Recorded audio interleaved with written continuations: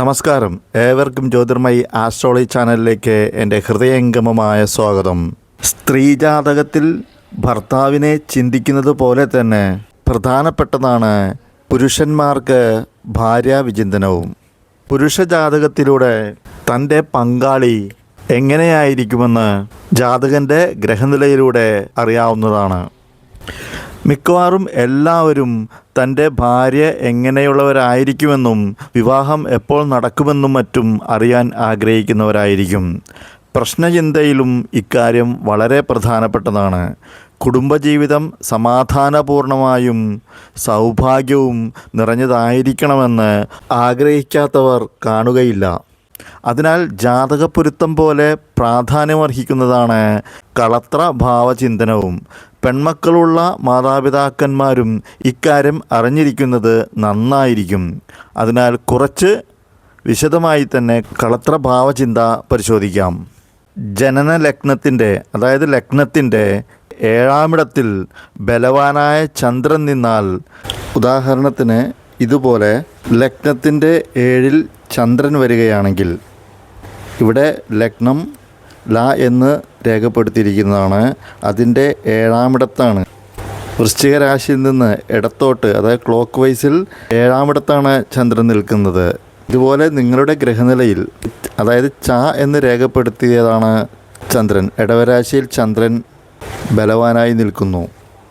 ഇതുപോലെ നിങ്ങളുടെ ഗ്രഹനിലയിൽ ചന്ദ്രൻ 7-ാമിടമായി വരികയാണെങ്കിൽ സൽഗുണശീലം, നല്ല ഭംഗിയുള്ള നടത്തം, നല്ല കണ്ണുകൾ, ശോഭയുള്ള മുഖം, സാത്വിക ഗുണം, നീണ്ടതും മനോഹരവുമായ മുടി, അഴകുള്ള സ്തനം, അഴകുള്ള ശരീരം, ബന്ധുബലം, ശുഭവസ്ത്രപ്രിയം, സുഗന്ധ പുഷ്പങ്ങളിൽ പ്രിയം എന്നീ ഗുണങ്ങളുള്ളവളും ഭർത്താവിനെ അനുകൂലിക്കുന്നതുമായ ഭാര്യയായിരിക്കും ലഭിക്കുക.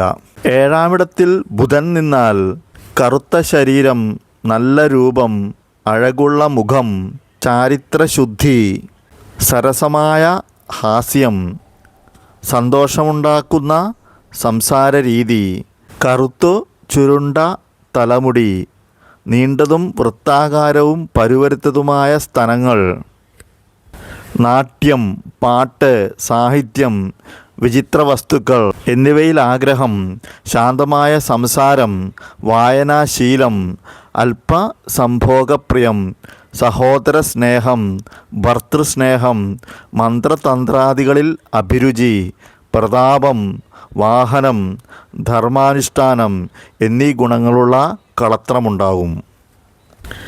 7-ൽ വ്യാഴം നിന്നാൽ, 7-ാമിടത്ത് വ്യാഴം നിന്നാൽ സ്ഥൂല ശരീരം, സ്ഥൂലമായ സ്തനം, വെളുത്ത നിറം, സാത്വിക ഗുണം, മനോനിയന്ത്രണം, അഴകുള്ള തലമുടി, സർവസൗഭാഗ്യങ്ങൾ, സകല ദേവതോപാസന, മന്ത്രതന്ത്രാദികളിൽ അഭിരുചി, വിദ്യ കൊണ്ടു ധനസമ്പാദനം, മനോഹരമായ രൂപം, പുത്രമിത്രാദിലാഭം, വളരെ സമ്പത്ത്, സംഭോഗ സൗഖ്യം, വെളുത്ത വസ്ത്രങ്ങളോടിഷ്ടം, ഭോജനസുഖം എന്നീ ഗുണങ്ങളുള്ള കളത്രത്തെ കിട്ടും. 7-ൽ ശുക്രൻ നിന്നാൽ, അതായത് 7-ാമിടത്ത് ശുക്രൻ നിന്നാൽ നല്ല രൂപഗുണവും പുഷ്ടിയുള്ള ശരീരവും വെളുത്ത നിറവും രാജസഗുണവും ചുരുണ്ട തലമുടിയും ശുഭലക്ഷണമുള്ള സ്തനങ്ങളും ശ്ലേഷ്മ ശരീരവും വെളുത്തതും നാനാവർണ്ണങ്ങളുമുള്ള വസ്ത്രങ്ങളിൽ പ്രിയമുള്ളവളും സുഖഭക്ഷണപ്രിയവും മൃദുവായ ശരീരവും സുഗന്ധവസ്തുക്കളോട് താൽപ്പര്യവും നീണ്ടു നിൽക്കുന്ന സംഭോഗപ്രിയമുള്ളവളും വർദ്ധിച്ച കാമശീലം, ഗൗരി, ലക്ഷ്മി എന്നീ ദേവതകളെ പൂജിക്കൽ, ഭർതൃസ്നേഹം മുതലായ ഗുണങ്ങളുള്ള കളത്രമുണ്ടാകും.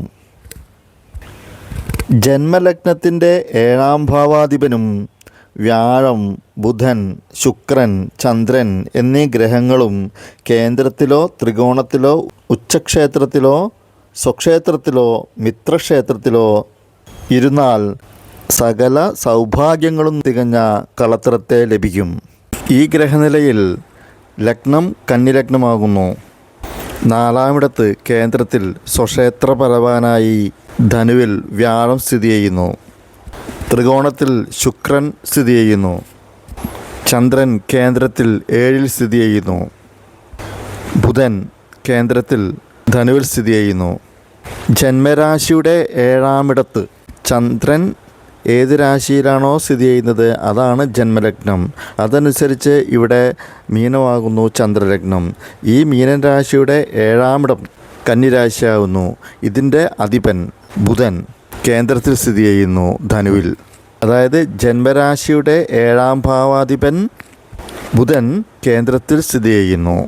അങ്ങനെ ജന്മരാശിയുടെ 7-ാം ഭാവാധിപനും ശുക്രനും വ്യാഴവും ബുധനും ചന്ദ്രനും കേന്ദ്ര ത്രികോണങ്ങളിലോ സ്വക്ഷേത്രങ്ങളിലോ മിത്രക്ഷേത്രങ്ങളിലോ ഉച്ചക്ഷേത്രങ്ങളിലോ വരികയാണെങ്കിൽ സകല സൗഭാഗ്യങ്ങളും തികഞ്ഞ കളത്രത്തെ ലഭിക്കും. ഇതിൻ്റെ തുടർച്ച അടുത്ത ആഴ്ചയിൽ 2-ാം ഭാഗത്തിൽ കാണാൻ കഴിയുന്നതായിരിക്കും. എല്ലാവർക്കും നന്ദി, നമസ്കാരം.